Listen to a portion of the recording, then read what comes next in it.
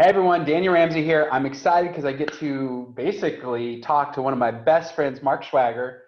He's an animal. A client at MyOutDesk has over 50 employees, does payroll for like 30,000 people. How many people do you do payroll for?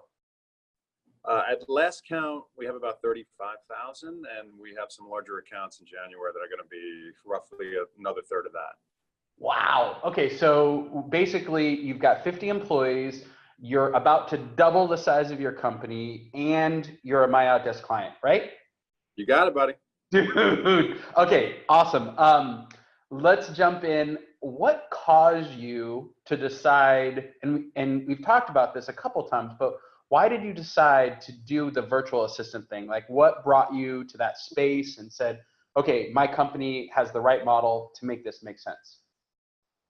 Yeah, a couple different reasons, but I think the main driver is that we are tied into a lot of different transactional type activities with our clients. We provide payroll, benefits, human resource, and risk management activities that deals with state agencies, local agencies. We're in 46 states, so every state is different. And if you're lucky enough to play in California like we are, then it's like another country for labor law. So there's just a lot of components and moving parts to what we do.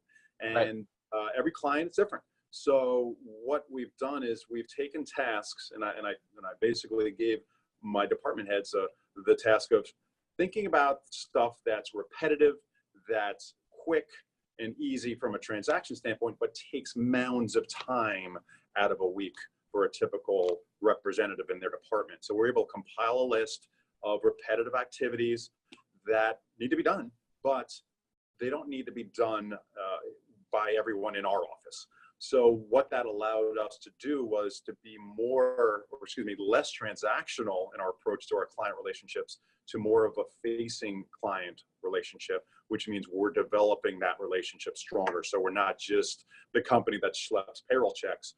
We're truly a friendship, partnership, and doing those transactional activities, but in a way where you have a relationship with the customer. And I think that's really what drove the aha moment when everybody knows about outsourcing through virtual assistants and all that stuff. But unless you've dabbled in a Tim Ferriss blog or read the 4 Hour Work Week, you truly don't appreciate the magnificence of the whole concept. And I think we embraced it. And now we're up to 3 or 4 with MyOutDesk in a short period of time. And we had a little bit of pushback from most of the people that don't understand it, don't realize that we're not looking to cut back our U.S. workforce. It's just we want that experience that the client and the employees of our clients to be more magical and to mean more. And I think this is just a great medium to do that. Well, and if you're listening, Mark Schwaiger owns Infiniti HR, and you said earlier, and you own another HR business. So you're deep in that outsourced HR world. You're deep in that, and having 35,000 co-employees. There's a lot of work to doing payroll and benefits administration. It's just a ton of work. And you'd mentioned that you saw MyOutDesk as an avenue to, as your company doubles, to really have a flexibility in your model. Talk a little bit about that, how you see us fitting into your model for that growth period that you expect next year. Yeah, so as a business owner, what drives, at least in my mind, an exit strategy, because everybody starts a business at some point to either be a legacy situation for their children or to exit the business in the form of a sale. So reading lots of books in that arena, a lot of them talk about setting up your company for automation so that when you disappear or you leave, the organization is still running efficiently and productively, and that's what buyers look for. Buyers do not look to buy a company to have a job. They look for an investment that's going to provide a nice return, and a part of that is making sure the owners aren't tied into that business. So for the next 5 years, I'm going to make sure I do everything I can to hire great people, to scale appropriately, and to basically have that situation where it's running itself without me. And I think the VA opportunity allows that, again, because you're farming out the tasks that don't really there's not a whole lot of client interaction there. So we have our great people that we pay a lot of money for in US dollars are experiencing a greater job satisfaction because they get to talk to the customers now and do meaningful work instead of handling an unemployment claim in Arkansas or in LA or somewhere where it's a transactional approach to the business. So it allows us to scale more quickly and to be more profitable at the same time.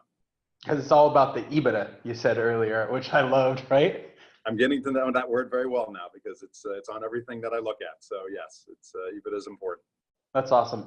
And specifically, you have a real key player, Joan, in your office, and you've empowered her to build a mini team underneath her. She has some US folks and she has some virtual assistants. We call that a blended model. Talk about how you worked out the kinks over the first couple of months and kind of integrated those people into your business, so much so now that you see them as part of your model for scaling and growing. What were some of the challenges and what are some of the things that you had to overcome in the beginning?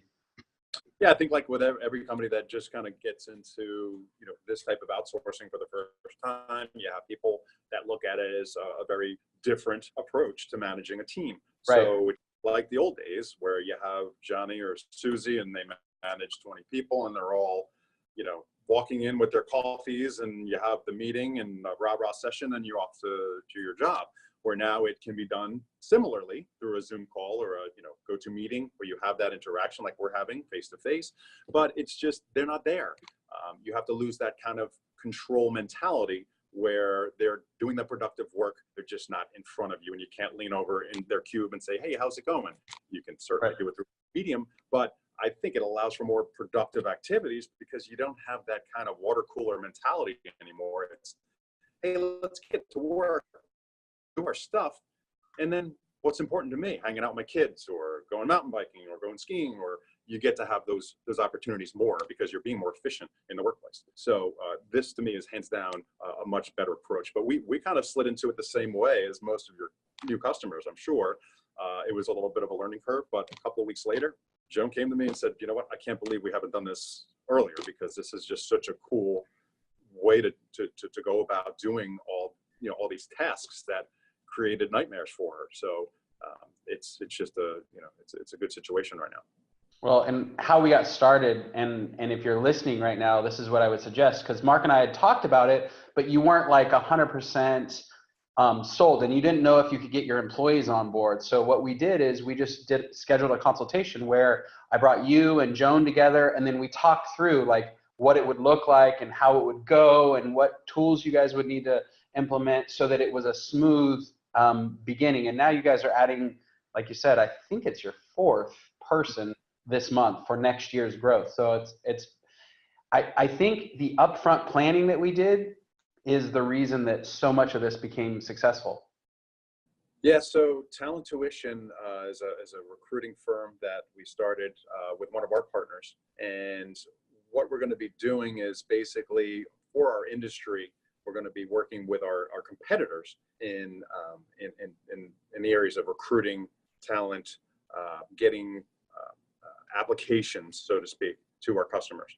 So this model is a little bit different than our payroll model, but we still see the value in the virtual assistant. So we're going to do more of a 1-to-3 ratio, or depending on how we grow it, maybe 1-to-2. Just depends on the workload. Sourcing resumes is a very time-intensive job, so we see a need for that virtual assistant role as something that will definitely let us grow and scale a lot quicker.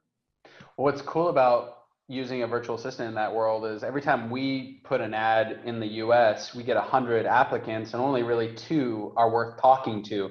And to have somebody in the US sort through all those people, it's just a lot of money. So our people can help with your recruiting piece in Talent Tuition. And I think it's just a no-brainer because there's only 2 out of 100 that you really want to interview. So I think that's an easy opportunity. So it's really cool. What would you like from a perspective of if a client came to us and has never heard and never thought about virtual assistants, what advice would you give them? I would say make sure you have a good project manager for the position that's open-minded, that doesn't, that likes change. Because it's fighting an uphill battle if you have somebody that's so halfway in, halfway out, because then the first sign of a snag, they're going to take the easy way out, which is usually to pull the plug and bail on it, right? So you want somebody that's open-minded and doesn't have to be a diamond in the rough type person. This person is going to be understanding how you want to scale, how you want to grow, and realize it's for the betterment of everybody involved. I think everybody experiences a higher level of high touch under this arrangement, because again, you're putting your clients back into a situation where you get to talk to them, communicate with them, not short little yes no emails, which everybody's used to these days. Hey, let's pick up the phone and talk to these freaking people once in a while, right? They're paying your salary and putting dinner on your table. So it's really it's just a way I think business should be run at this point, and where we are with all the communication and lack of communication that people go into these days. I think it's just it's something that's needed.